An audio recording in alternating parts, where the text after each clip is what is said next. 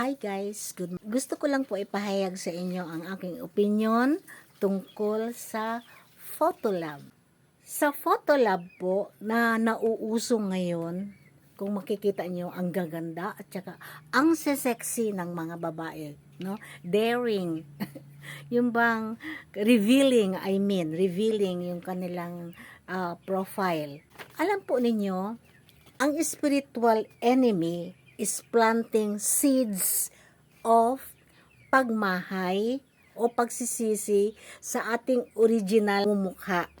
Okay, profile o kaya dagway na ginawa at ibinigay ng Panginoon sa atin. Okay?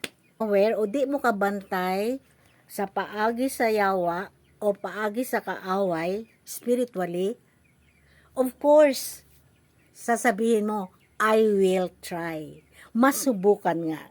Okay? And then, magre-reason out ka. Sasabihin mo naman, ay, testing lang man ito. Subukan ko lang. O kaya, lingaw-lingaw lang. O kaya, katuwaan lang naman, di ba? Okay. And then, ganahan na ka.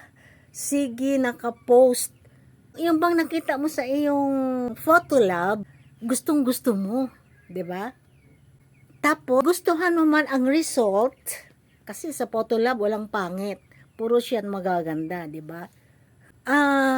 Sige ka na post sa new you profile. Okay, labi niyo makita yung ganda mo tapos nakita yung ang sexy mo, 'di ba? And then, ang susunod mo na gagawin is to change your profile pic. Oh, di ba?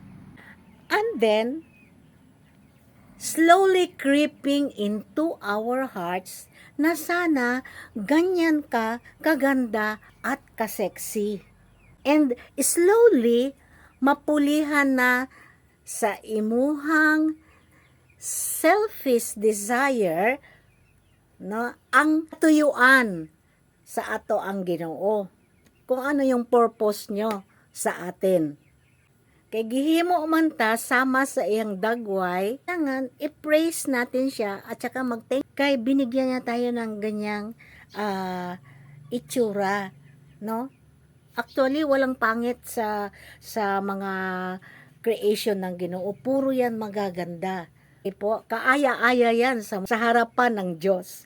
Ang sunod po niyan ay deceitful, deceiving people from all walks of life na gwapa gyud ka og sexy kaayo. Ayan, ay, hala, gwapa di ay ni si ko ano, sexy kaayo di ay siya, no?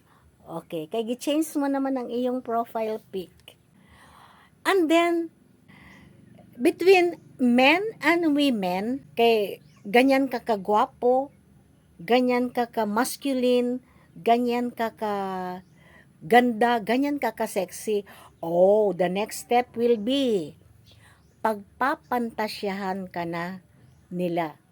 Kay gwapa ka kaayo o sexy ka kaayo sa imong post.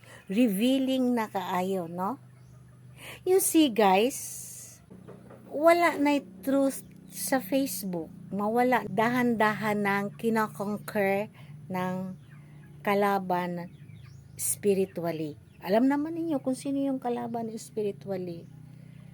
Sa aking opinion, yung mga Christians, magiging aware tayo dapat, no?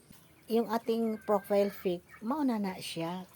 Kasi we are grateful naman sa mga dagway nga gihatag sa Ginoo sa atoa. Remember, walang pangit sa creation sa Ginoo.